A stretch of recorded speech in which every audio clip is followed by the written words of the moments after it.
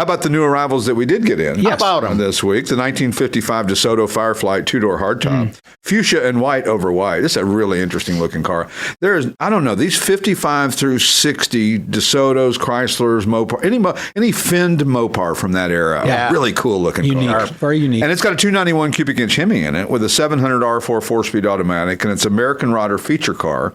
It's a really just nothing else like it you'll see in this car, and the colors are really great. And the consignor is very proud that M2 Diecast made a little model of his car. Absolutely. How cool. Well, that's the ultimate compliment of your car, to That's get cool. a M2 diecast made out of it, or any type of diecast, right? Yeah.